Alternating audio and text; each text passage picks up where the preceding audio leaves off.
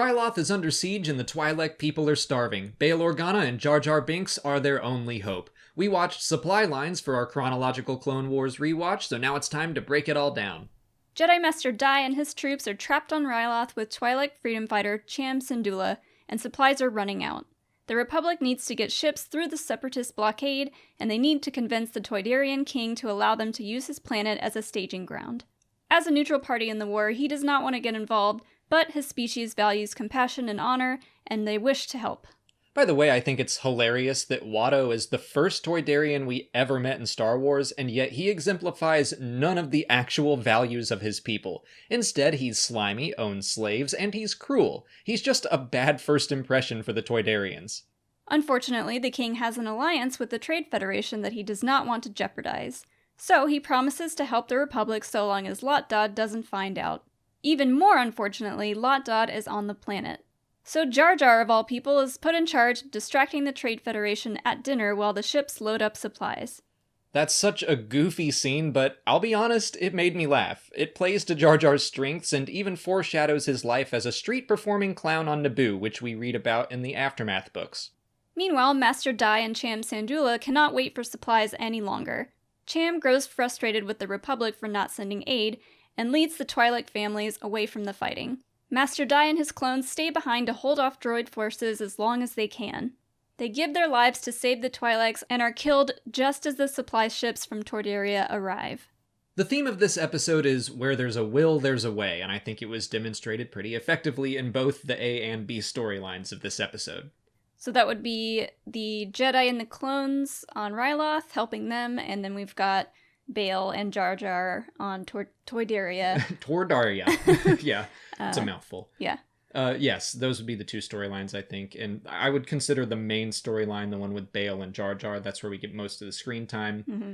But yeah, they have a lot of hurdles that they have to overcome when it comes to helping the people of Ryloth. And I mean, the very first hurdle is the fact that Jar Jar is involved, which I love that they kind of call that out. Yeah, and so they need to send someone to help him, because obviously they don't trust him to do it alone. Well, I love that they're like, the representative from Naboo is already there, and Bail's like, oh, well, Padme can handle it without my help. And they're like, it's Binks. And Bail's like, I'll be right there.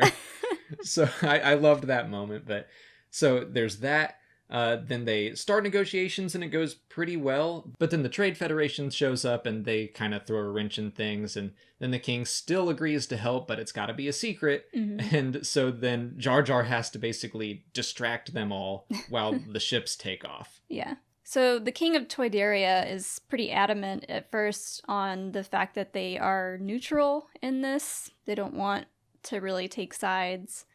Yeah, I thought that was interesting because it kind of, now that we've seen The Last Jedi, there are similar storylines going on there. I think Finn's story kind of mirrors that of the King Katunka, because Finn learns that sometimes being neutral is basically choosing the side that allows suffering to continue. Mm-hmm. And yeah, the Toydarians at first don't want to pick a side because they think that they need to protect their people first, but then they realize that if we just stand out here on the periphery, then we're letting the people of Ryloth starve and die, and that they can't just do that. Yeah.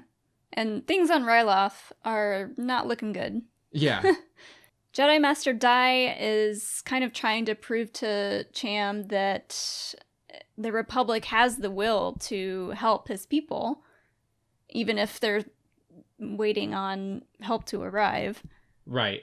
That's kind of their own obstacle, I guess, is Dai proving that the Republic is going to do everything they can to help the Twi'leks. And Cham doesn't really believe him. And I really liked the line, war turns promises into hopes, mm-hmm. where, yeah, we want to do everything we can to help you, but especially in times of war, that's not always possible. And so Dai has basically made it his personal mission to prove that at least the members of the Republic that are there are going to do everything they can. And he winds up laying down his life mm-hmm. to let the Twi'lek people go on and survive. And I'm glad that he lives long enough to see that the Republic does come through and they do help and they deliver those supplies. Yeah.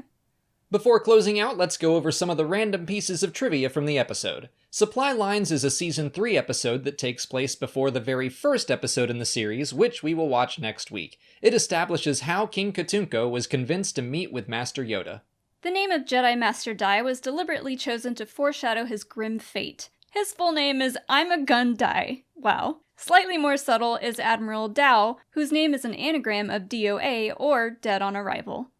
Admiral Dao's design was meant to resemble the sideburn-wearing British extras hired to play Imperial officers in the 1970s for Star Wars. At this point in the Clone Wars, Lot Dod continues to claim neutrality despite Newt Gunray's defection to the Separatist Alliance. Dodd mentions the Separatist Senate. The civilian political arm of the Confederacy plays an important role in future episodes. The fluttering nature of the Toydarians is represented throughout their environment with hovering tables and buildings. Gobi, one of the named Twi'lek soldiers in Cham's army, has since been seen outside of the Clone Wars, reappearing in Star Wars Rebels and the novel Lords of the Sith. Bail Organa's starship in this episode is indeed meant to be the Tantive V4, the very first spacecraft ever seen in Star Wars. You can also find these facts on StarWars.com's episode guides, and they're currently doing a chronological rewatch on their website as well if you want to check that out. I'll put a link in the description of all the episodes listed out chronologically, but that's it for today. Next week, we'll cover Season 1, Episode 1, Ambush, if you want to watch along. If you haven't already, please like this video, subscribe to the channel, follow us on Twitter, Instagram, and Facebook, and consider checking out our Patreon page. As always, thanks for watching, and may the Force be with you.